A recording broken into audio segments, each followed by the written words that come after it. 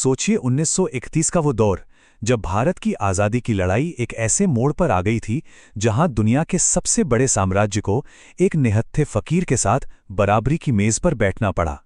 ये कहानी है गांधी-इरविन पैक्ट की, एक समझौते की जिसने आने वाले कल की कहानी ही बदल दी। चलिए जरा उस समय को महसूस करते हैं। साल था 1930। ब्रिटिश साम्राज्य का सूरज कभी नहीं डूबता था, लेकिन भारत में यहां विद्रोह की आग हर तरफ भड़क रही थी। सविनय अवज्ञा आंदोलन ने पूरे देश में एक लहर पैदा कर दी थी और हवा में एक जबरदस्त तनाव था। तो सवाल ये उठता है कि आखिर ये टकराव इस मोड़ तक पहुंचा कैसे? ऐसी क्या वजहें थीं कि दोनों ही पक्षों को बातचीत की मेज पर आना पड़ा? तो देखिए, इसकी शुरुआत हुई 1930 के ऐतिहासिक नमक सत्याग्रह से। गांधी जी की वो 240 में लंबी दांडी यात्रा, वो सिर्फ नमक कानून तोड़ने के लिए नहीं थी। उसने तो पूरे देश में विरोध की एक ऐसी चिंगारी लगा दी जिससे बुझाना नामुमकिन सा हो गया था। जवाब में ब्रिटिश सरकार ने भी पूरी ताकत झोंक दी। गांधी जी समेत हजारों लोगों को जेल में डाल दिया गया और नतीजा, देश एक राजनीतिक ठहराव पर आकर खड़ा हो गया। और यहीं से कहानी में एक बहुत ही दिलचस्प मोड़ आता है। दमन की नीति जब काम नहीं आई तो ब्रिटिश सरकार ने रास्ता बदला। अब सफर शुरू हुआ जेल की सलाखों से बातचीत की मेज तक। लेकिन अंग्रेजों ने अचानक अपना रुख क्यों बदला? वजहें साफ थीं। एक तो भारत में हालात काबू से बाहर हो रहे थे और दूसरी तरफ लंदन में जो पहली गोलमेज बैठक हुई थी वो बुरी तरह से फेल हो गई थी।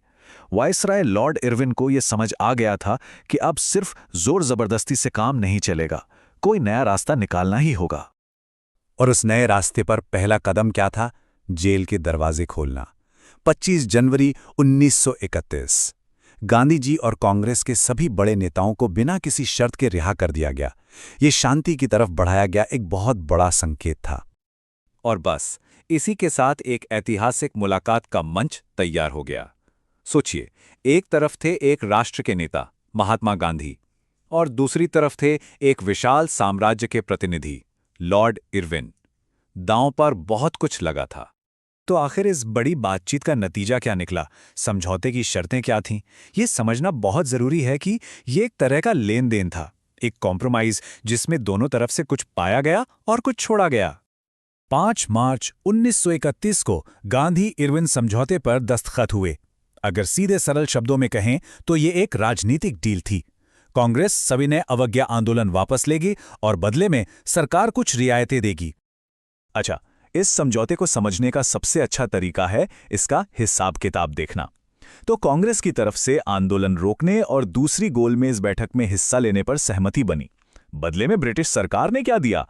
उन्होंने उन सभी राजनीतिक कैदियों को छोड़ने का वादा किया जिन पर हिंसा का आरोप नहीं था, शांतिपूर्ण धरने की इजाजत दी और एक बहुत बड़ी प्रतीकात्मक जीत, समुद्र किनारे बसे लोगों को अपने इस्तेमाल के लिए नमक बनाने का अधिकार दिया।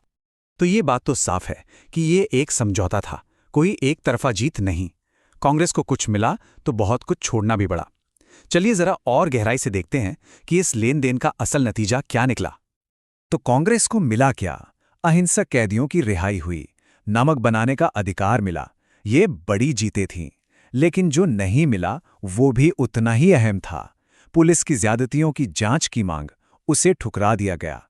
और सबसे ज्यादा विवादास्पद, भगत सिंह और उनके साथियों की फांसी की सजा को माफ करने से साफ इनकार कर दिया गया।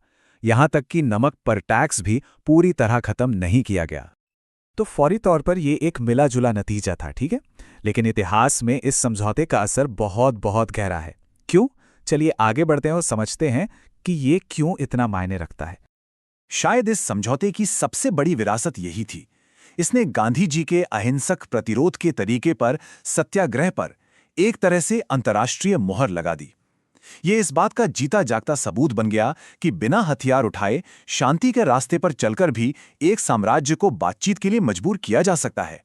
इससे आजादी के आंदोलन को एक नई नैतिक ताकत मिली। तो इसके दूरगामी असर को अगर हम देखें तो कुछ बातें साफ नजर आती हैं। पहली, इसने अहिंसा को एक ताकतवर राजनीतिक हथियार के तौर पर स्थापित किया। दूसरी, इसने पहली बार ब्रिटिश सरकार को भारतीय नेताओं से बराबरी पर बात करने को मजबूर किया। तीसरी, इस एक घटना ने पूरे देश में राजनीतिक चेतना की एक नई लहर पैदा कर दी। और चौथी, इसी समझौते ने आगे चलकर 1935 के भारत सरकार अधिनियम जैसे बड़े संवैधानिक सुधारों की नींव रखी।